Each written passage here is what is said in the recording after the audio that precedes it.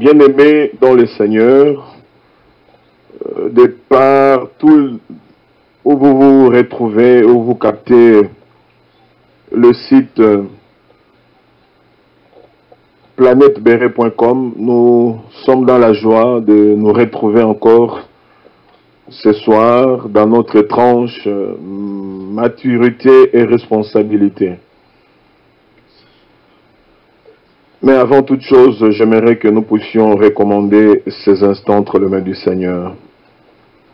Éternel Dieu Tout-Puissant, Créateur du ciel et de la terre, nous élevons, Seigneur, ta bannière sur nous, sur tout celui qui est branché maintenant, Seigneur, par rapport à cette émission. Que ta bannière flotte sur nous, flotte, Seigneur, à la régie, flotte, Seigneur Dieu, sur moi qui vais parler maintenant. Que ton Esprit Saint puisse glorifier le nom de Jésus-Christ.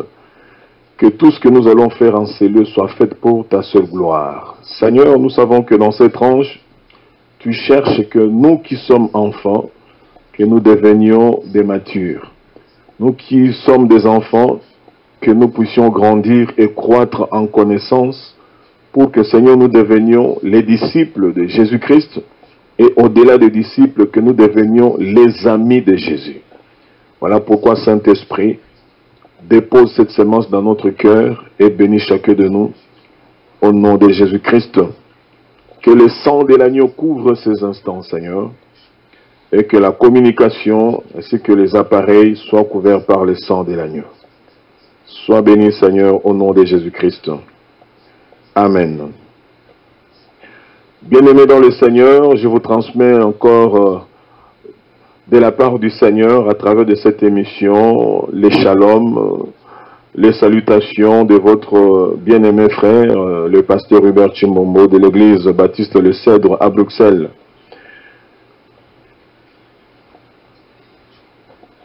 « 1 Corinthiens 13, 11 nous dit, « Lorsque j'étais enfant, je parlais comme un enfant, j'ai pensé comme un enfant, j'ai raisonné comme un enfant. Lorsque je suis devenu homme, j'ai fait disparaître ce qui était de l'enfant. » J'espère, bien aimé, que nous nous sommes déjà entendus, que chacun commence à réciter ça par cœur, parce que c'est un verset clé qui va nous suivre toute notre vie, jusque quand Christ viendra nous chercher. Nous devons avoir ça dans notre cœur. Et je vais encore ajouter le verset que nous avons lu vendredi passé, de 1 Corinthiens 14 au verset 20. « Frères, ne soyez pas des enfants sous le rapport du jugement, mais pour la malice, soyez enfants. Et à l'égard du jugement, soyez des hommes faits. » Ce que le Seigneur recherche en toi et en moi, c'est que par rapport aux choses qui concernent le royaume de Dieu, c'est-à-dire tout ce qui est sacré, réservé aux consacrés, le Seigneur veut voir la maturité. Et puis il veut voir la responsabilité. Mais par rapport à d'autres choses un peu blablabla, comme je les appelle, là nous pouvons à ce moment-là rigoler, blaguer un peu, comme des enfants. Mais dès que s'engagent les choses du royaume, Dieu veut voir des hommes et des femmes faits, qui ont exercé leur oreille à juger, à discerner le bien du mal, à discerner si ce que je fais plaît à Dieu ou pas. Ça n'appartient qu'aux adultes. Mais, comme nous sommes en train de voir l'homme spirituel, vendredi passé, je vous ai interpellé au sujet du fait comment connaître un homme spirituel, comment, quand j'arrive dans une église, remarquer qu'il y a des hommes spirituels, des femmes spirituelles dans cette église. Nous avions énuméré beaucoup de choses, mais compte tenu du temps, nous allons aujourd'hui attaquer toujours dans le même contexte de l'homme spirituel, mais aujourd'hui je vais vous parler de la symbolique de la parole de Dieu, ou bien les symboles de la parole de Dieu. Parce que nous ne pouvons pas grandir si nous ne comprenons pas ce qui est contenu réellement dans la parole de Dieu. Et si nous ne comprenons pas quel est réellement ou qui se cache derrière la parole de Dieu. C'est pourquoi aujourd'hui je vais vous parler des symboles. Vous savez que dans le monde, quand vous êtes dans le milieu maritime, il y a des panneaux de signalement qui représentent leur voie. Dans les domaines aériens, il y a toujours des symboles, il y a des signes, ainsi de suite. Sur l'autoroute, il y a des panneaux, il y a des marques au sol, il y a plein de choses. Et dès que tu le vois, tu comprends le message. Donc le symbole ou le signal véhicule toujours un message. Or, le Seigneur, pour que nous devenions des matures, des responsables, à un moment donné, il veut que nous puissions capter les signes, les symboles. Voilà pourquoi Jésus-Christ lui-même, même Dieu le Père, le Créateur, il a beaucoup parlé par des symboles, en partant par des images, des symboles. Parce que nous entendons toujours, moi j'aime la parole, en tout cas la parole là, j'ai aimé, ça m'a touché.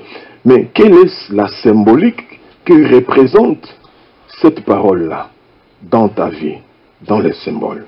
C'est pourquoi, bien aimé, aujourd'hui, nous allons voir les symboles de la parole de Dieu. Nous allons lire l'évangile selon Jean, au chapitre 1er. Nous allons commencer par le premier verset jusqu'au verset 5. Et nous allons sauter au verset 12 jusqu'au verset 15. Jean 1, 1 à 5, puis 12 à 15. Au commencement était la parole. Et la parole était avec Dieu. Et la parole était Dieu. Elle était au commencement avec Dieu. Toutes choses ont été faites par elle. Et rien de ce qui a été fait n'a été fait sans elle. En elle était la vie. Et la vie était la lumière des hommes. La lumière, lui, dans les ténèbres, et les ténèbres ne l'ont point reçue. Versets 12 à 15. Mais à tous ceux qui l'ont reçu, à ceux qui croient en son nom, il a donné le pouvoir de devenir enfants de Dieu, lesquels sont nés, non du sang, ni de la volonté de la chair, ni de la volonté de l'homme, mais de Dieu.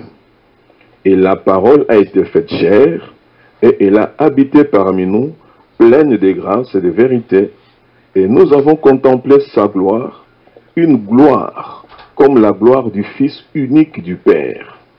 Jean lui a rendu témoignage, et c'est écrit, c'est ici, c'est celui dont j'ai dit, celui qui vient après moi, m'a précédé, car il était avant moi.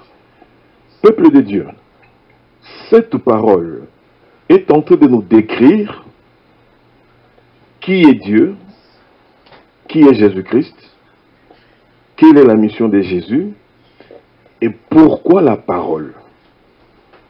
C'est tellement clair et profond que nous passons souvent à côté des choses grandes du royaume pour rechercher des paroles qui réjouissent notre chair. Le Seigneur est clair. Il dit qu'au commencement était la parole. Mon frère et ma sœur, avant que ce monde ne soit, avant que le visible ne soit, la parole de Dieu est. Et cette parole est avec Dieu. Et cette parole est Dieu. Donc, la parole, c'est Dieu qui est au commencement, qui a créé tout ce que nous voyons et tout ce que nous ne voyons pas. Et cette parole contient toute la sagesse de Dieu. Donc, la parole, bien-aimée, nous devons comprendre que c'est Dieu lui-même. Lorsque nous étudions la parole, nous sommes en train d'essayer d'étudier Dieu. Parce que c'est le Saint-Esprit qui nous aide à comprendre qui est Dieu. Mais nous ne pouvons comprendre Dieu qu'à travers de sa parole, justement. Voilà pourquoi vous et moi, branchés sur Planète Béret, nous devons désormais, quand nous sommes seuls, nous vérifions tout ce qu'on nous a enseigné. Et au besoin, si nous n'avons pas compris, poser des questions à la régie. Posez des questions à notre frère André. Et lui peut vous répondre. Ou il peut aussi transférer des questions auprès de nous. Nous allons aussi vous répondre. Parce que nous sommes là pour nous édifier. Alors, Dieu a créé toutes choses par sa parole. Voilà pourquoi nous allons encore lire Jean 15, versets 4 à 7. Jean 15, versets 4 à 7. Et puis après, nous allons aller vite parce que je vais citer les symboles. Alors, Jean 15, versets 4 à 7. Demeurez en moi et je demeurerai en vous. Comme le sarment ne peut de lui-même porter du fruit s'il ne demeure attaché au cep, ainsi vous ne le pouvez non plus si vous ne demeurez en moi. Je suis le cep, vous êtes les sarments. Celui qui demeure en moi et en qui je demeure porte beaucoup de fruits, car sans moi vous ne pouvez rien faire. Si quelqu'un ne demeure pas en moi, il est jeté dehors, comme le sarment, et il sèche. Puis on ramasse les sarments, on les jette au feu et ils brûlent. Écoutez bien aimé le verset 7. Si vous demeurez en moi, et que mes paroles demeurent en vous, demandez ce que vous voudrez, et cela vous sera accordé. Amen, bien-aimé. Vous savez, le Seigneur a été tellement bon. Lorsqu'il a enseigné ses disciples, je ne vois pas, enfin, je me les représente, je me projette pour voir Jésus-Christ en train d'enseigner les sermons sur la montagne, lorsqu'il parlait, je ne sais pas, dans la plaine, ainsi de suite. Je ne pense pas qu'il parlait à la vitesse que nous entendons aujourd'hui beaucoup de prédicateurs filer plus que même le Saint-Esprit, au point que même vous qui suivez le message, vous ne savez pas les suivre. Tout prédicateur aujourd'hui, tout enseignant de la parole de Dieu aujourd'hui veut aller vite, vite, vite, parce qu'il y a des prédicateurs américains qui le font, il y a des prédicateurs anglophones qui le font, il y a des prédicateurs espagnols qui le font, tout le monde veut aller vite. Moi, je me représente toujours Jésus en train de prêcher. Est-ce qu'il pouvait le faire comme ça? Je ne sais pas. Je pense qu'il devait être posé. Bien aimé, ici il dit que si vous demeurez en moi et que mes paroles demeurent en vous, c'est alors que tout ce que vous demanderez dans vos prières vous sera donné. Mais si vous ne demeurez pas en moi, celui qui ne demeure pas en moi, il sera coupé et jeté dehors. Et il va sécher. Combien d'enfants de Dieu aujourd'hui qui disent ils aiment Dieu, mais la parole de Dieu ne demeure pas en eux? Ce sont des bois secs, mais qui sont vivants. Parce que la parole de Dieu est claire. Si tu ne portes pas, si tu ne demeures pas en Dieu ou dans sa parole, tu es jeté dehors comme le sarment et tu sèches. Puis on ramasse les sarments, on les jette au feu et ils brûlent. Mon frère, ma soeur, voici pour toi la grâce qui t'est donnée, Planète Béret, avec tous ces enseignements que le Seigneur nous inspire pour nous édifier.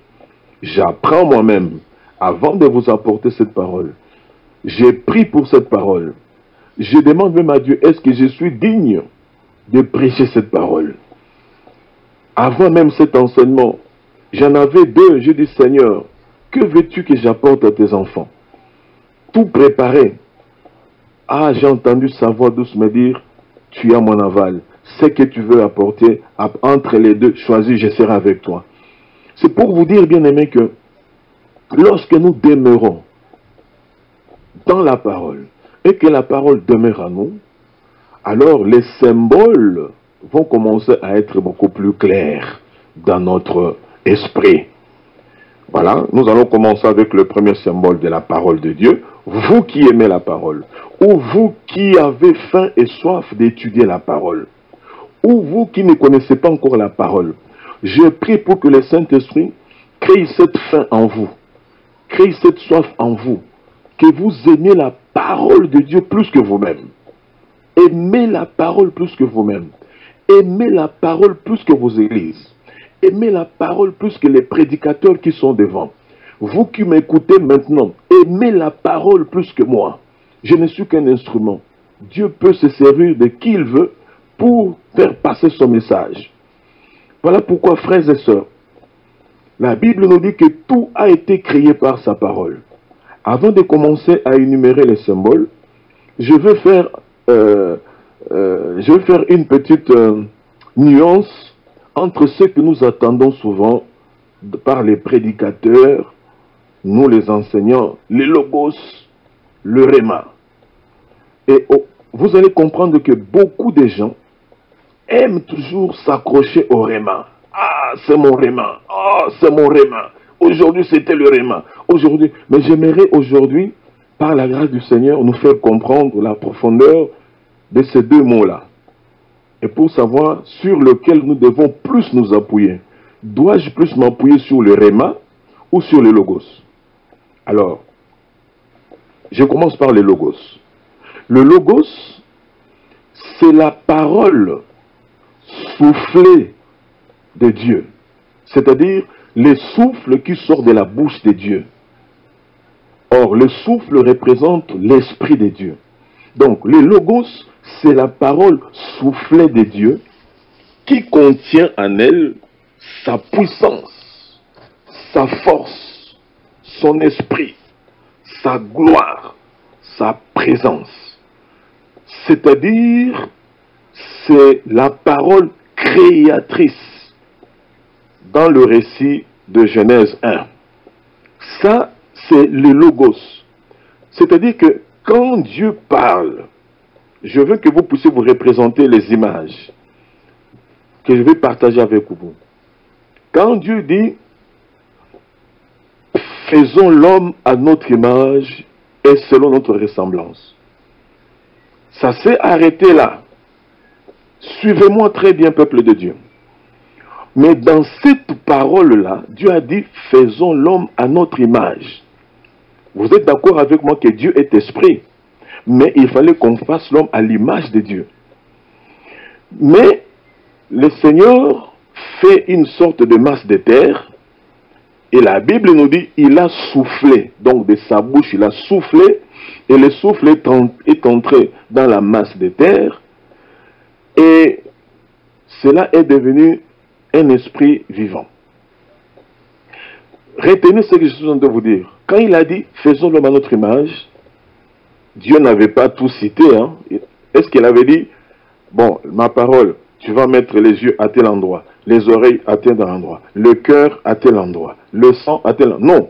Quand il a dit, faisons l'homme à notre image, cette parole qui était le souffle de Dieu contenait en elle-même la puissance, la force, l'Esprit de Dieu, la gloire de Dieu, la présence de Dieu.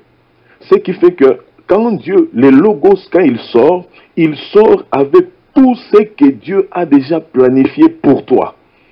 Ça, c'est le logos. C'est-à-dire que quand j'accepte cette parole, même sans citer ce dont j'ai besoin, mais la parole que Dieu m'envoie contient tous mes besoins. Voilà pourquoi je dois m'accrocher au logos. Dieu parle, alors il y a le soleil qui se met à éclairer avec toutes ces composantes, qui est des étoiles, des galaxies se sont formées. Lui, il a dit qu'il y a des étoiles. Mais dans cette parole-là, il y avait des galaxies, il y avait plein de choses. Je ne suis pas scientifique pour citer n'importe quoi là.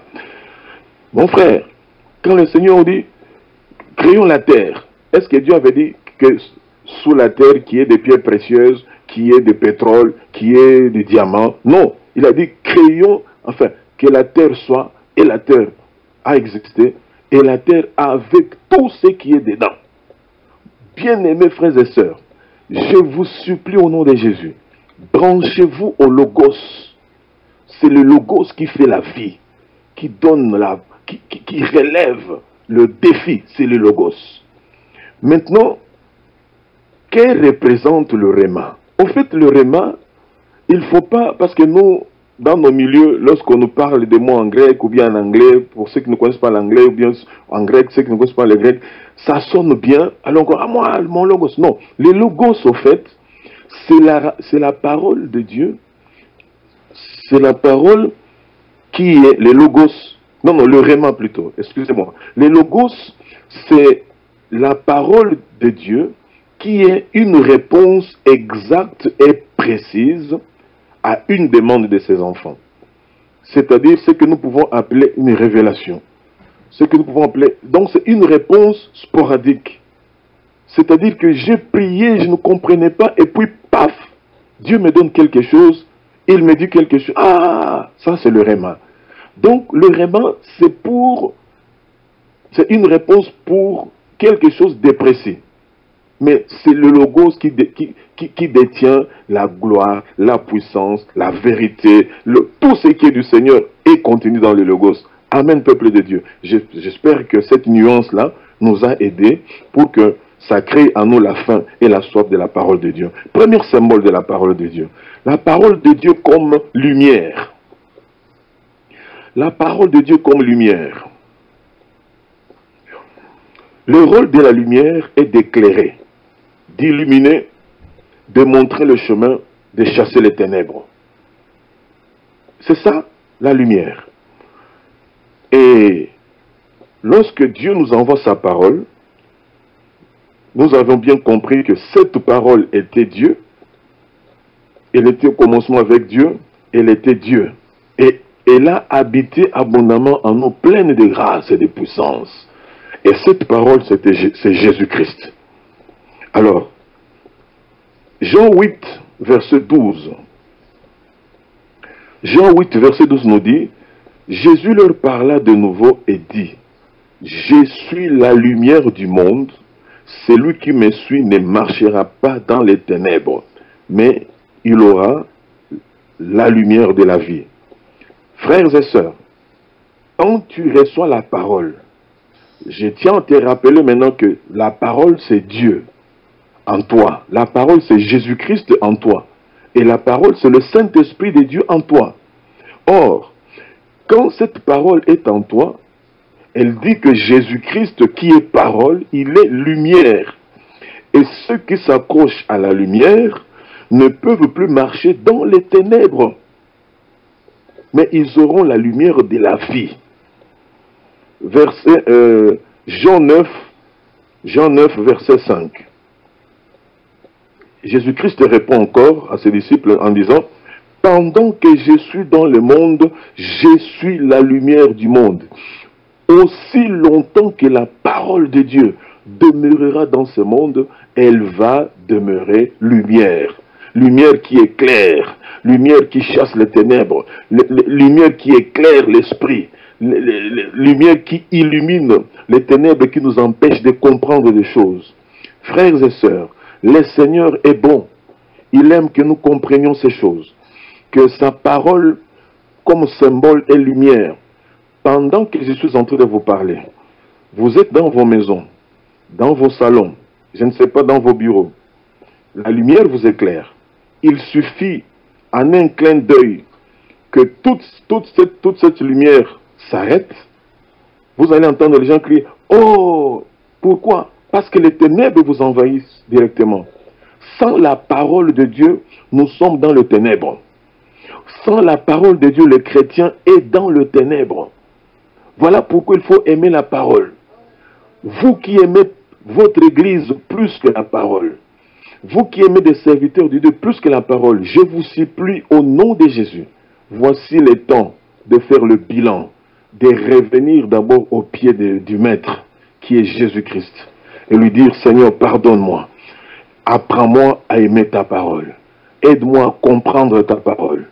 Restaure-moi pour que j'aime ta parole. C'est ainsi que, bien aimé, quand la parole sera assise en vous, parce qu'elle est la lumière, vous saurez comment gérer vos relations avec les serviteurs de Dieu, avec vos églises, avec vos frères et sœurs. Pourquoi? Parce que la parole à ce moment-là devient le pédagogue. C'est lui qui enseigne, c'est lui qui montre le chemin, c'est lui qui éclaire. Luc 11. Luc 11.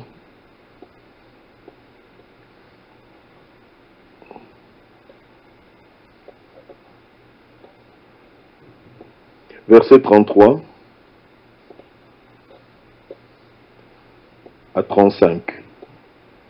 Luc 11, 33 à 35. Personne n'allume une lampe pour la mettre dans un lieu caché ou sous les boisseaux, mais on la met sur les chandeliers afin que ceux qui entrent voient la lumière. Ainsi de suite, vous allez continuer la lecture. Comme premier symbole, mon frère, la parole de Dieu. Si tu dis que tu aimes la parole de Dieu, tu dois marcher dans la lumière, c'est-à-dire séparé des ténèbres, séparé du mensonge, séparé de ce qui est faux pour la gloire de ton Dieu. Mais si tu te dis que tu aimes la parole et que tu demeures dans le ténèbre, tu n'as pas reçu la parole de Dieu. Tu es encore loin. C'est pourquoi reviens vite. Il n'est pas encore trop tard de refaire la vie avec le Seigneur. Deuxième symbole. Retenez, premier symbole, lumière. Deuxième symbole de la parole de Dieu comme l'eau. Oh, bien aimé, l'eau a beaucoup de vertus. Hein? L'eau étanche la soif. L'eau nous rafraîchit.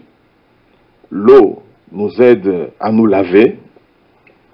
L'eau, elle nous aide à préparer. Elle nous aide à nettoyer. Elle nous aide à blanchir quelque chose qui était sali. Donc, je peux me dire que l'eau, c'est le savon que Dieu utilise pour nettoyer l'homme intérieur. Voilà pourquoi la parole de Dieu a pour symbole l'eau. Nous connaissons l'eau. Tout ce qui vit à cause de l'eau aussi. Toutes les maisons dans lesquelles nous vivons, c'est en matière durable, mais pour que ça soit dur, c'est passé par l'eau. Nous qui conduisons des voitures, nous entrons dans les avions, les bateaux, les trains, le métro, les trams. Tout cet assemblage-là de métaux, ça a passé par l'eau. Vous qui aimez les diamants, vous qui aimez les diamants, l'or, tout passe par l'eau. Le pain, hein, pour manger du riz, le foufou, tout c'est de l'eau. Donc, nous devons aimer l'eau. Or, lorsque nous avons la parole de Dieu, la parole de Dieu va jouer le rôle de l'eau dans notre vie. Alléluia. Ça va jouer le rôle de l'eau dans notre vie. J'aime seulement la parole. La parole va étancher ma soif. Elle va consoler mon cœur. La parole va laver les côtés qui sont sales à moi. La parole va faire de moi quelqu'un de propre, quelqu'un de présentable. Oh, tu aimes la parole, mon frère? Si oui, que Dieu soit loué. Voilà pourquoi Jésus-Christ, ce jour-là, au puits avec une femme samaritaine, vous prenez dans Jean 4, du verset 4 au verset 26. Mais vu le temps, nous allons seulement commenter ce texte où le Seigneur dit, finalement a répondu à cette femme-là, c'est moi, le Messie dont vous parlez. Parce que la femme était venue là pour puiser de l'eau. Et le Seigneur vient lui demander de l'eau. La femme, donne-moi de l'eau. Il dit, mais comment toi qui es juif, tu peux me demander à moi qui suis samaritain de l'eau? Parce qu'il n'y a pas de rapport entre nous. Il dit, mais si tu savais les dons de celui qui te demande, donne-moi de l'eau, c'est toi qui l'aurais demandé de l'eau.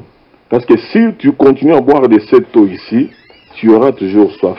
Mais si tu bois de l'eau que moi je te donnerai, tu n'auras plus jamais soif.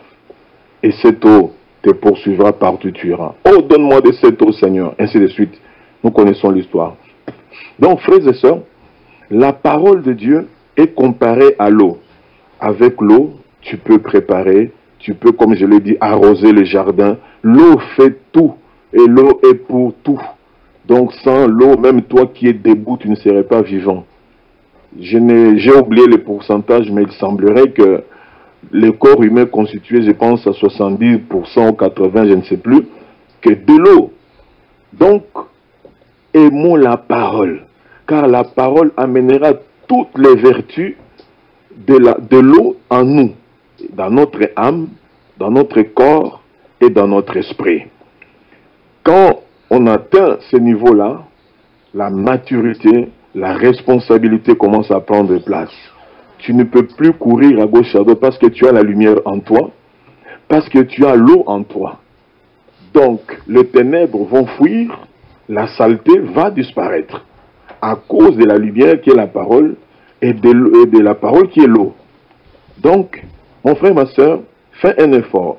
Dans Ephésiens 5, versets 26 à 27, la Bible, parlant de l'homme, comment est-ce qu'il doit enseigner à sa femme, la Bible dit ceci: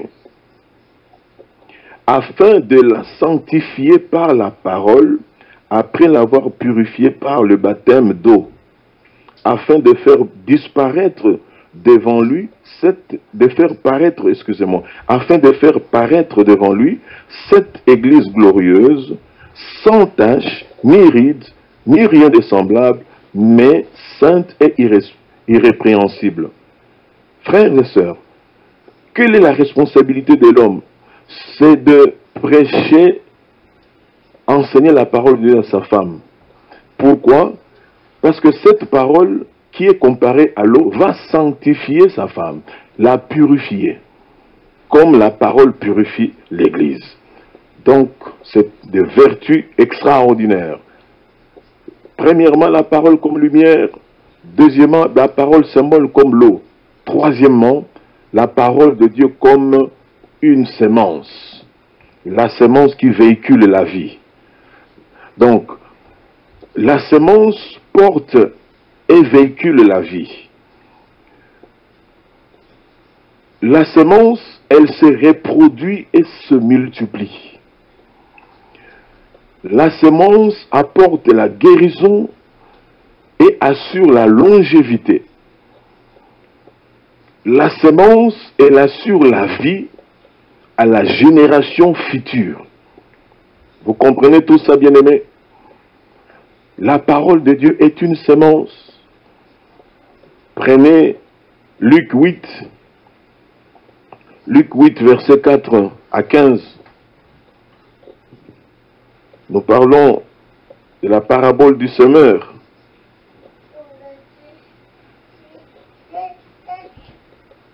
Et là-dedans, le Seigneur est en train de décrire comment est-ce qu'un semeur se met à planter, à s'aimer la parole. Mais nous allons lire seulement le verset, à partir du verset 11 jusqu'au verset 15.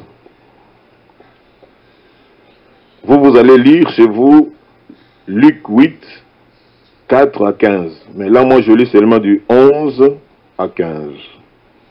Voici ce que signifie cette parabole. La sémence, c'est la parole de Dieu.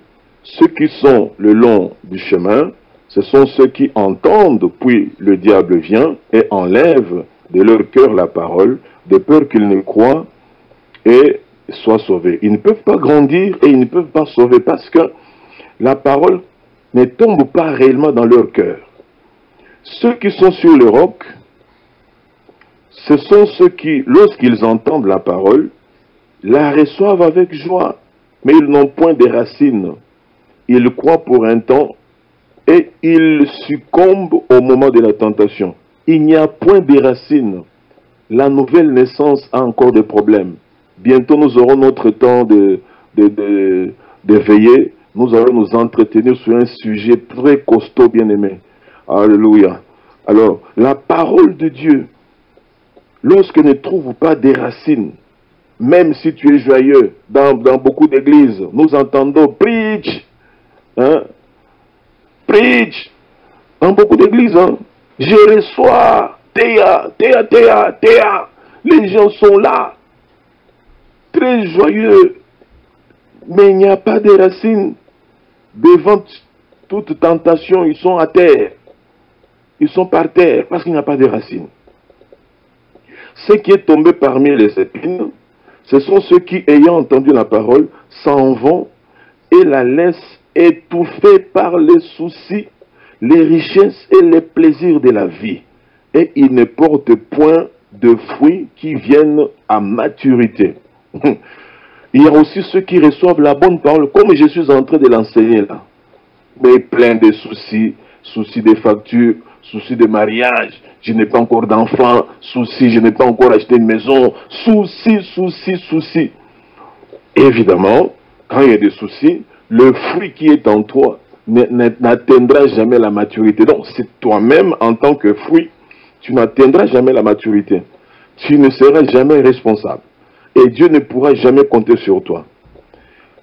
Verset 15, « Ceux qui est tombé dans la bonne terre, ce sont ceux qui, ayant entendu la parole avec un cœur honnête et bon, la retiennent et portent du fruit avec persévérance. Dans le bon cœur, un cœur bien disposé, un cœur bien préparé, un cœur pur. Mon frère, ma soeur, on peut amener aujourd'hui l'apôtre Paul venir t'enseigner la parole de Dieu.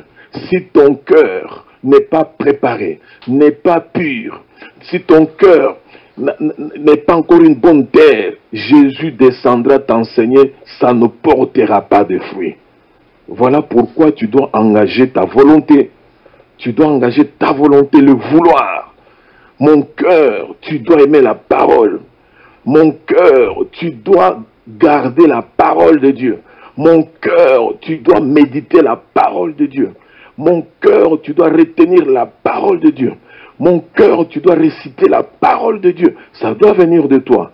Ô peuple de Dieu, nous continuons. Quatrième symbole, la parole de Dieu comme un miroir.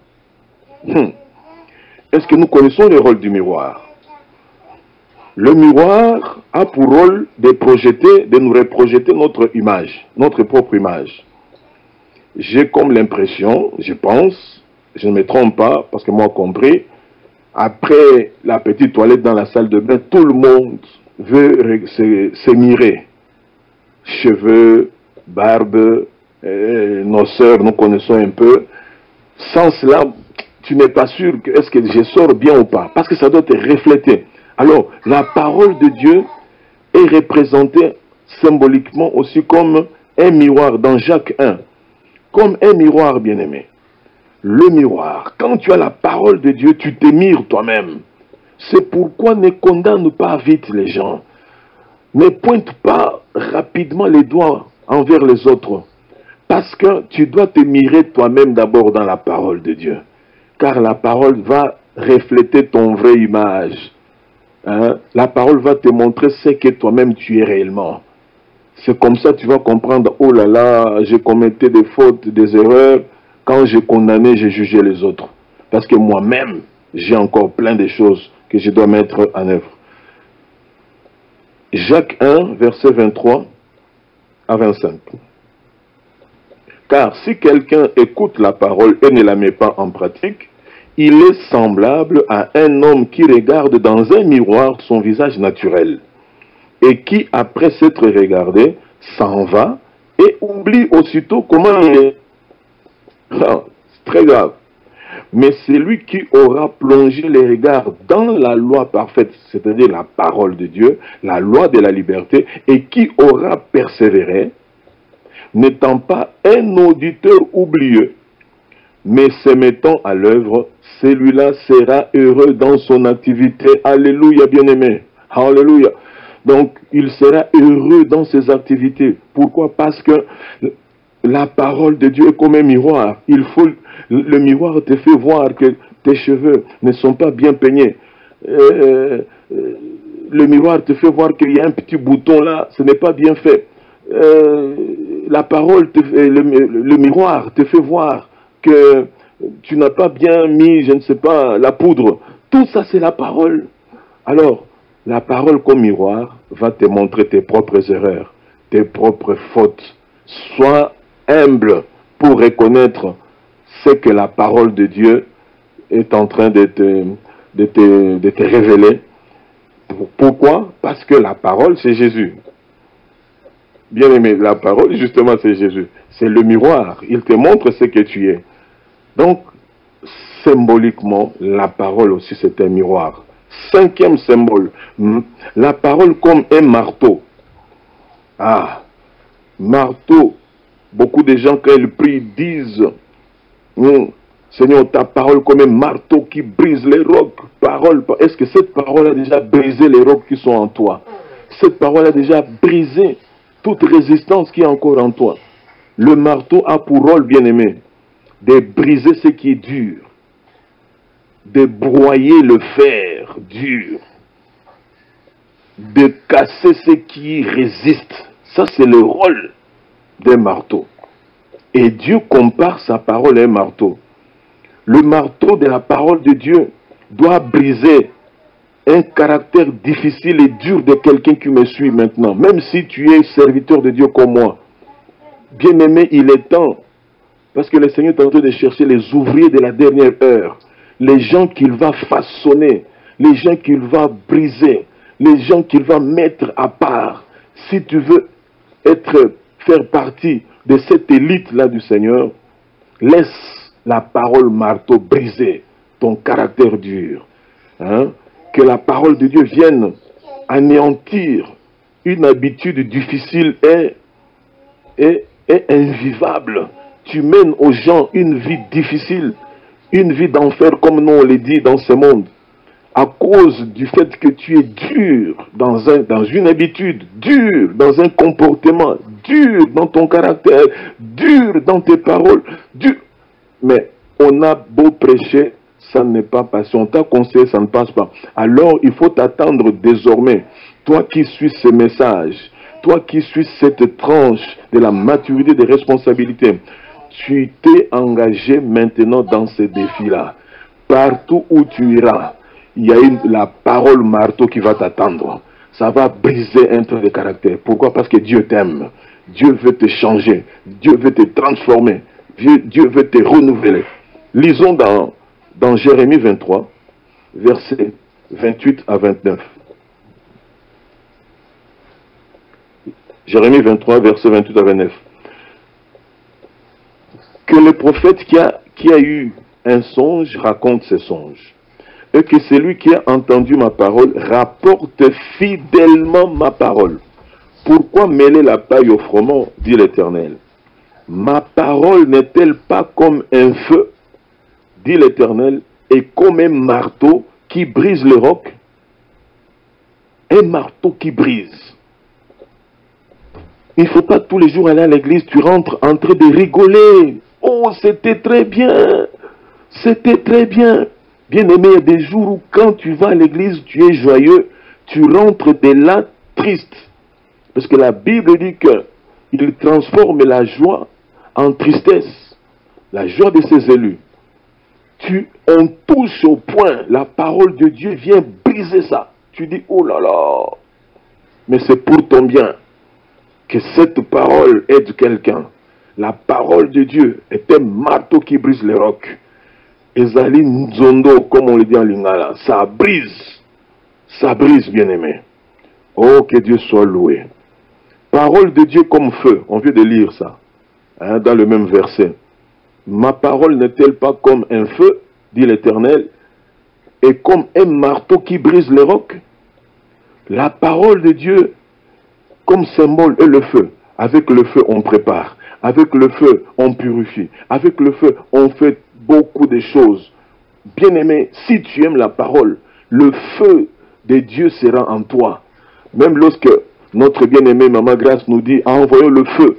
Parce que la parole est en toi. Cette parole sortira avec le feu. Parce que tu es préparé à ça. Alors, bien-aimé, nous continuons. Septième symbole. La parole de Dieu comme une épée. Une épée, son rôle est de trancher, est de couper, de sectionner, de disséquer. L'épée a pour rôle de séparer, de transpercer, de blesser, pour faire couler le sang de la victime. L'épée, c'est une arme de guerre. Ça pénètre en profondeur et ça fait de graves blessures. Ça, c'est la parole, la symbolique de la parole de Dieu. Hein, ne dites pas, cette parole est dure, cette parole t'aime, parce que c'est Dieu qui vient vers toi. Il t'aime à travers Planète Béret. Il faut vraiment te réjouir parce que Dieu vient jusque dans ta maison pour t'enseigner que tu deviennes meilleur même, plus que celui qui t'enseigne maintenant. Je serai un homme heureux quand j'entendrai des témoignages comme ça, que telle personne, que telle soeur, tel frère, lorsqu'ils se mettent devant, oh, donc je serai même heureux de venir écouter de telles personnes. Parce que j'aurai fait mon travail, ils vont faire le leur et le monde ira comme ça jusqu'au retour de notre Seigneur Jésus-Christ. La parole comme épée. Hébreux 4. Hébreux 4. Hébreux 4, versets 12 à 13. Hébreux 4, 12 à 13. Car la parole de Dieu est vivante et efficace, plus tranchante qu'une épée quelconque à deux tranchants, pénétrante jusqu'à partager âme et esprit, jointure et moelle. Elle juge les sentiments et les pensées du cœur. Nulle créature n'est cachée devant lui, mais tout est à nu et à découvert aux yeux de celui à qui nous devons rendre compte. Amen. La parole de Dieu, elle est vivante, efficace, plus tranchante qu'une épée quelconque à deux tranchants, pénétrante jusqu'à partager. Pourquoi quand tu viens dans l'église, assister à un culte, dans une assemblée, l'homme de Dieu ne te connaît même pas. Ce jour-là, il a prêché tellement que ça t'a touché. Tu commences à soupçonner. Quelqu'un t'allait lui dire, oh mon frère, ma soeur, tu dois devenir mature, adulte, responsable. Dieu parle. Dieu nous parle par révélation. N'oubliez pas le réma, ça c'est la révélation. Dieu peut, je suis en train de prêcher comme ça, dit mon fils, touche tel point. Ça te concerne. Tu dois t'estimer heureux, heureuse. Si on parle de ton cas sans qu'on te connaisse, tu vas dire Dieu me connaît. Et là, tu t'agenouilles, tu te prosternes, tu dis Seigneur, même ici où personne ne me connaît, et ici tu peux me parler, oh Seigneur, je suis ta fille, je suis ton fils, merci, j'ai saisi Seigneur. Là, tu peux saisir réellement et rentrer chez toi heureux et heureuse. Alors, bien-aimé, Ephésiens 6, 17 parlant des armes spirituelles, il dit que l'épée de l'esprit, c'est la parole de Dieu. L'épée de l'esprit. On continue. 8e symbole. La parole de Dieu comme du miel. Oh, le miel, tout le monde en veut. Hein? Le rôle du miel, c'est quoi? Hein? Le rôle, c'est la douceur. Il donne le bon goût dans la bouche. Le miel, c'est l'image, entre guillemets, de la parole de Dieu. Le miel, c'est le symbole de la sagesse. Le miel représente les affections naturelles. Donc, nous devons aimer la parole de Dieu, parce que la parole de Dieu est comparable à du miel. Ézéchiel 3, versets 1 à 3.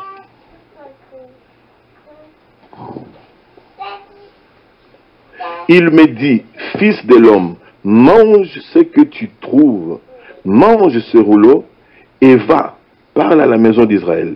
J'ouvris la bouche et il me fit manger ce rouleau. Il me dit, fils de l'homme, nourris ton ventre et remplis tes entrailles de ce rouleau que je te donne.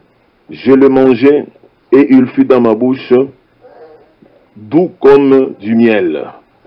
Bien-aimé, quand tu t'habitues à aimer la parole, et que ton cœur est préparé à recevoir la parole deviendra comme du miel dans ta bouche, comme du miel dans ton ventre. Et quand toi aussi tu parleras, tu vas distiller, tu vas partager du miel autour de toi. Oh, frères et sœurs, vous voyez combien est-ce que la parole de Dieu est riche. Et c'est ça le logos, hein? C'est ça le logos. Elle contient tous ces éléments. Quand Dieu a parlé, tous ces éléments accompagnent sa parole. Alors, accroche-toi à la parole. Aime la parole. Prie pour la parole. Tu peux jeûner même pour que la parole demeure en toi, si c'est possible. Cherche à apprendre.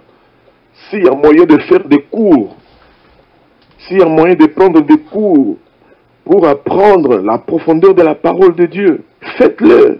N'hésite pas. Parce que la parole, elle est succulente, elle est mielleuse. Je suis en train de tout faire pour vous donner la faim et la soif d'aimer la parole de Dieu, afin que personne d'autre vienne un jour vous perturber par rapport à la parole de Dieu. 9e symbole, la parole de Dieu comme lait. Ah, le lait, hein?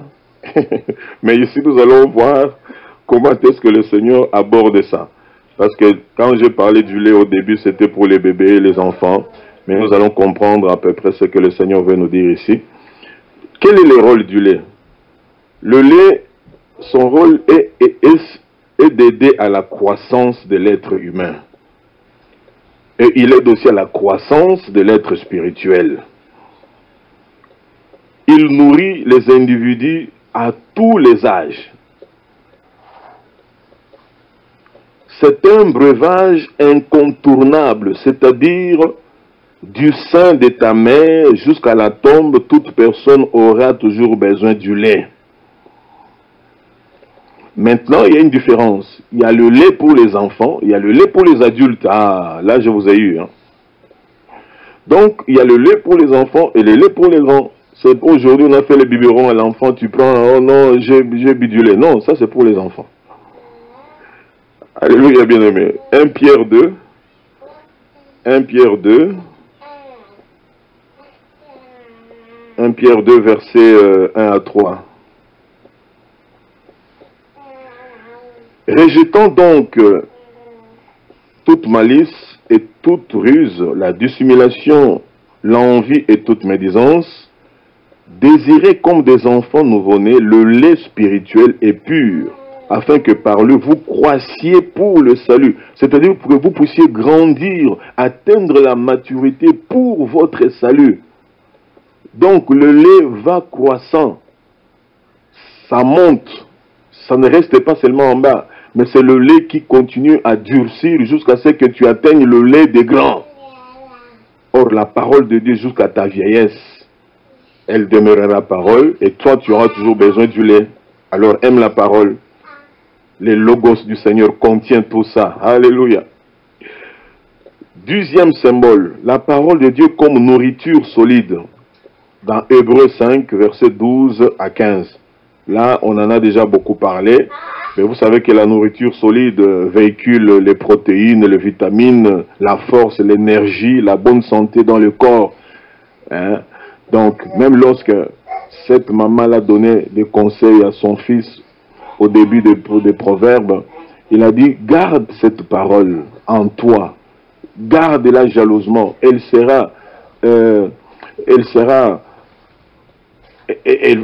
va guérir ta santé, au fait. Une parole. La parole de Dieu, c'est une nourriture. Quand tu manges, elle guérit. Il y a des frères et sœurs qui ont été guéris, pas parce qu'on leur a imposé les mains, mais parce qu'ils avaient jeûné ou ils avaient été pris en charge par une équipe d'intercession, mais parce qu'ils s'étaient accrochés à la parole de Dieu qui contenait tous les éléments nutritifs, tous les éléments pour soigner le corps malade. Les personnes se sont retrouvées guéries du jour au lendemain, oubliant même qu'ils étaient malades. La maladie était déjà partie. Pourquoi? À cause de la parole. N'oubliez pas que la parole, c'est Jésus-Christ en vous. N'oubliez pas, la parole, c'est Dieu, Dieu le Père, Dieu le Fils, qui ont fait de toi leur demeure, qui viennent habiter chez vous, et que vous êtes les temples du Saint-Esprit. 11e symbole, l'avant-dernier évidemment, la parole de Dieu comme l'or, comme des perles. de l'or comme des perles. Donc la parole de Dieu a plus de valeur, est comparable à de l'or, voilà. Est comparable à des perles. Les perles sont rares. Et quand on les atteint, elles coûtent excessivement cher. L'or pur, lorsqu'il est travaillé, il coûte cher. Donc, la parole, quand je l'ai, donc j'ai plus que l'or à moi, j'ai plus que des perles à moi, parce que j'ai le créateur de l'or, celui qui a créé l'or, celui qui a créé les perles à moi, parce qu'il est parole et je les garde à moi.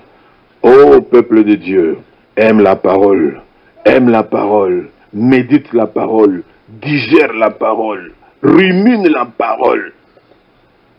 Laisse que cette parole pénètre dans tous les recoins de ton esprit, de ton âme, de ton esprit, de ton corps. C'est ainsi que tu auras la santé, la longévité, la révélation, l'onction, la puissance. Tout ça c'est contenu dans les logos du Seigneur. Oh Seigneur, envoie l'onction, donne-moi l'onction. Mais dans un cœur vide des paroles, tu n'auras pas d'onction. Alors, mon frère, ma soeur, aimons la parole. Vous comme moi, qui avons la grâce d'enseigner, laissons-nous d'abord enseigner nous-mêmes. Laissons-nous enseigner par la parole de Dieu.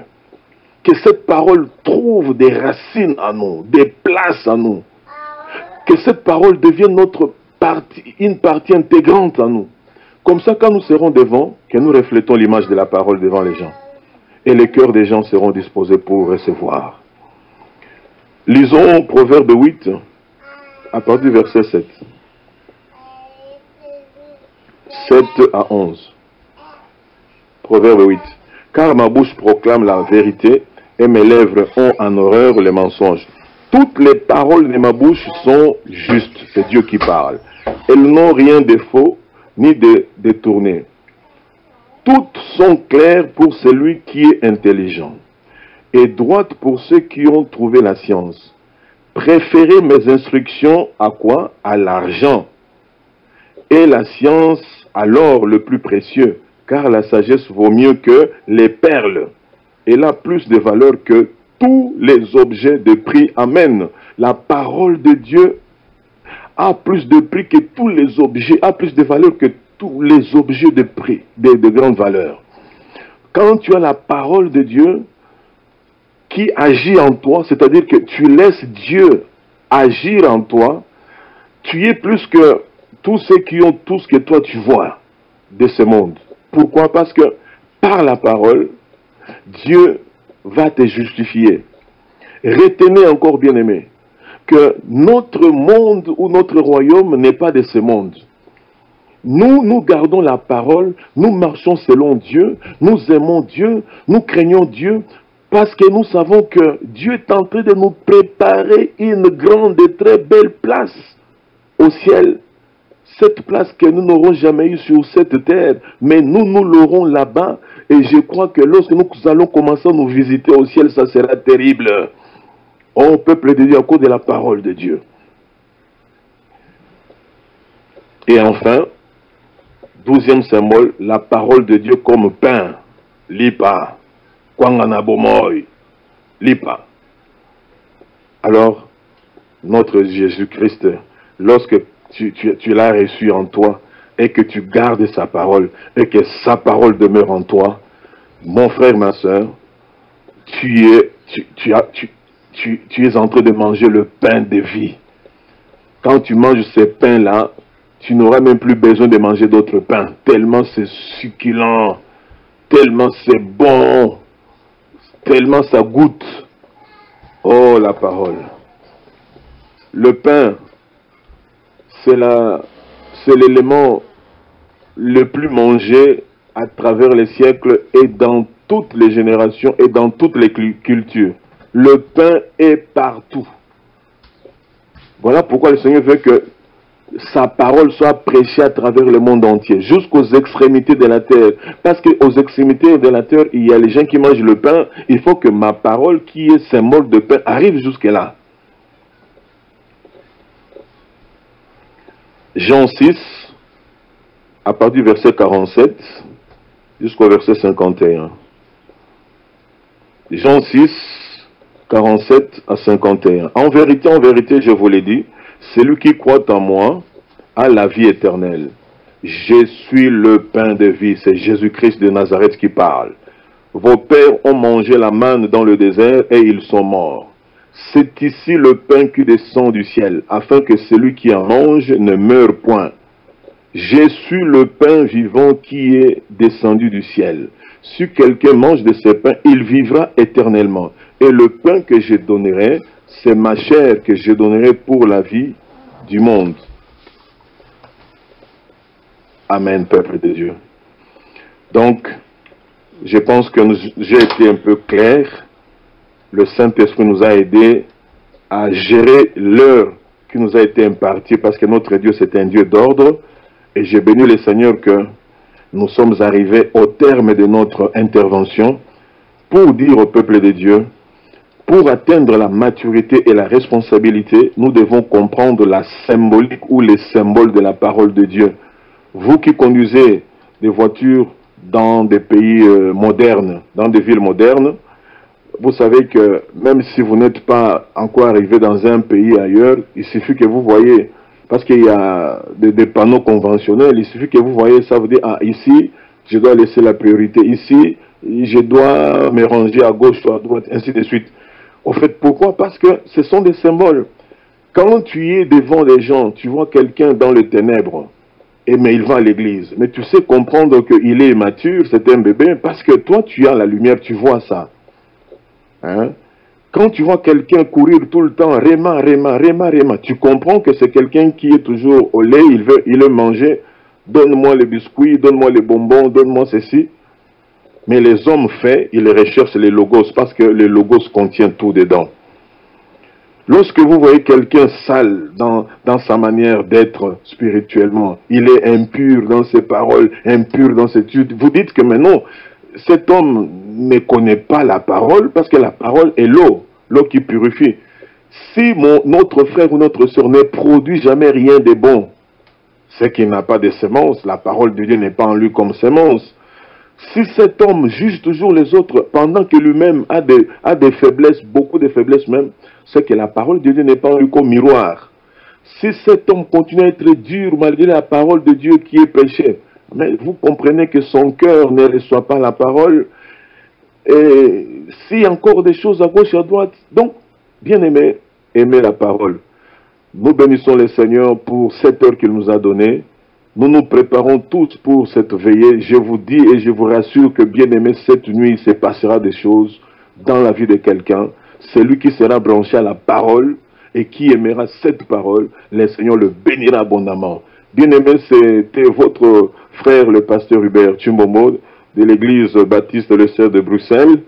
Et je vous aime tous, que le Seigneur bénisse tous les intervenants qui prêchent toujours et enseignent très bien sur Planète Béret, notre pasteur Walton, le pasteur Rock et d'autres sœurs. Je vais faire un effort pour connaître les noms de tout le monde, ça viendra, et nous nous connaîtrons. Que Dieu nous bénisse tous, et à bientôt pour la grande veillée de prière. Soyez bénis, frère André, je vous remets l'antenne.